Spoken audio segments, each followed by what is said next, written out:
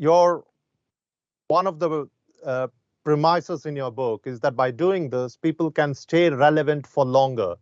And as we know, everyone wants to be relevant, right? I mean, one of the things that all of us are worried about is that at some point in time we will become irrelevant, and people tend to be very, very insecure about their relevance.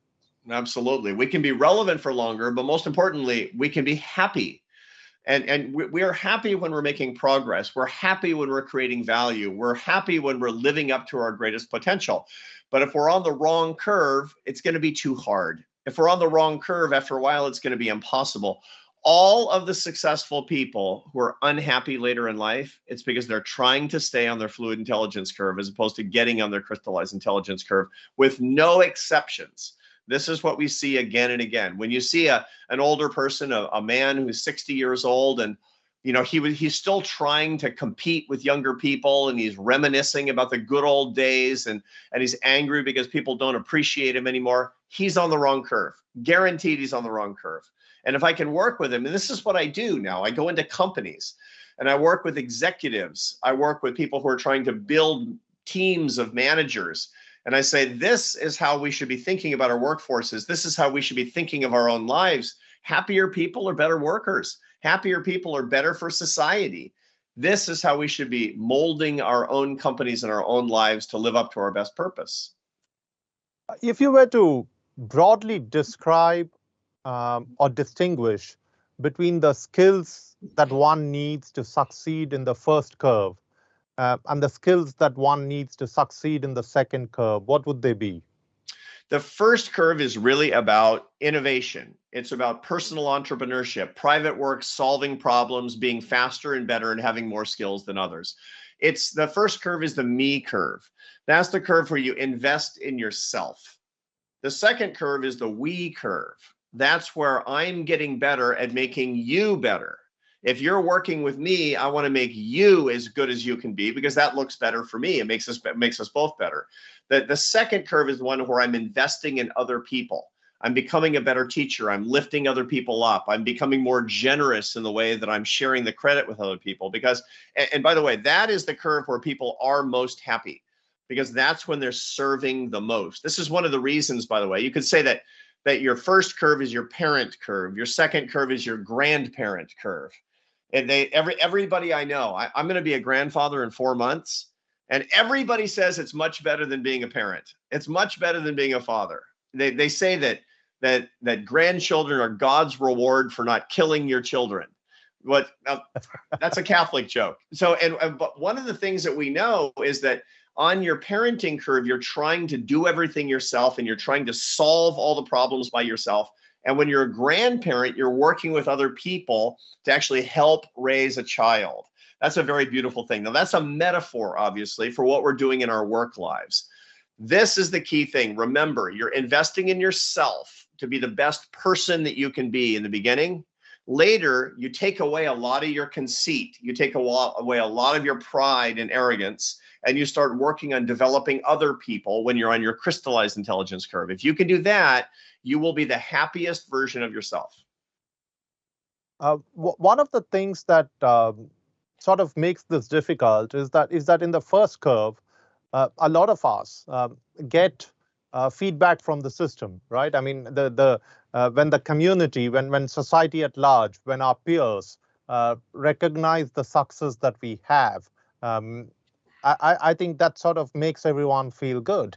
And the fear that people have is that the second curve doesn't really come with the same kind of recognition, the same kind of reinforcing positive feedback loop, right? If one were to speak in terms of systems, from the community at large. Yeah, we tend to worship the sole entrepreneur, the cowboy, the person who's really great at what they do. Our societies do that. We also tend to worship young people, and young people have a lot of fluid intelligence. But that leads to a huge number of problems individually and as a society. When I look at what's happening in Silicon Valley right now, most of the tech firms are really suffering right now Now, why are they suffering? There's a lot of economic reasons. I'm an economist. I go on TV and I talk about the markets and this. The real reason is that these are industries that are being run by children. That's a problem. These are industries that are too dominated by fluid intelligence. Now, they're great geniuses. I understand that. They're at the top of their fluid intelligence curve. They need more crystallized intelligence. They're making mistakes that older people would never make. Facebook needs executives who are 70 years old. They don't need to be running a company with 30-year-olds. They need people in high positions. There's every international company in the world should have people who are 70 years old on the executive team, on the marketing team, on the product team, and on the human resources team, because they have crystallized intelligence. They can save these companies from themselves by not making all the mistakes over and over again. Fluid intelligence can solve a lot of problems, can innovate and invent amazing things, but they don't know how to solve basic human problems because they haven't seen enough problems. They haven't seen enough patterns over the course of their lives. That's the reason that older people have a unique thing that they need to bring. And this is how we have to understand ourselves. Now, I understand if you look at Instagram or television, it says that young people, beautiful people, hardworking people, energetic people, they don't have old bald men like you and me who are the examples of what everybody wants to be, but they should, because people who are 50 and 60 and 70, these are the people who can actually save companies from becoming bankrupt. They can save countries from melting down and going to war, because crystallized intelligence can do that. We need to celebrate that a lot more than we do, and we'd have a lot fewer problems today in politics, communities, families, and companies. I can only say here, here. Let's move on to another issue that you have often raised in your writings, which is the role of spirituality in all this. What role does spirituality play in all this? There are 4 practices of the happiest people. And this is something based on many books and articles, 10,000 academic research articles that look at the habits of the happiest people. Think of this as kind of the retirement investment plan for happiness. You need to make an investment in 4 things every day. I mean, there are thousands of habits that you can find for the happiest people. But if you boil the ocean of all of the research and data, it comes down to just 4 big things. One is work that's meaningful and serves others. Another is friendship.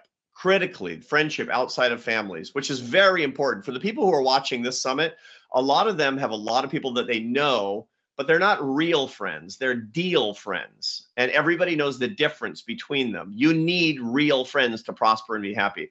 Number 3 is family life. Family life is critically important, and it's in crisis in India and in the United States.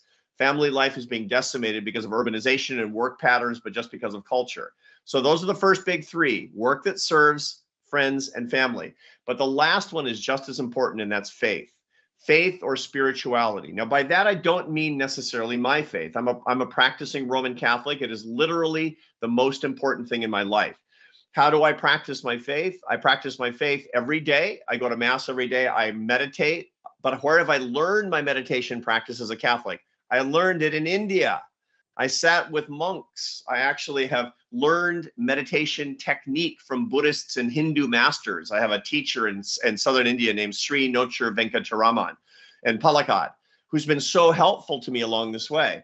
My point is there's lots of ways to do this and a lot we can learn from each other. Even people who are not religious at all can get the benefits of faith and spirituality by reading the ancient masters, by understanding the Stoic philosophers, by walking in nature, by analyzing the works of Johann Sebastian Bach, something that actually brings you to elevation above yourself. Here's the point. You must, it's interesting, that word for that third ashrama, vanaprastha, it comes from these 2 Sanskrit words, van and prastha, which means to retire into the forest. Now, that doesn't mean literally to retire into the forest. I don't want to do that.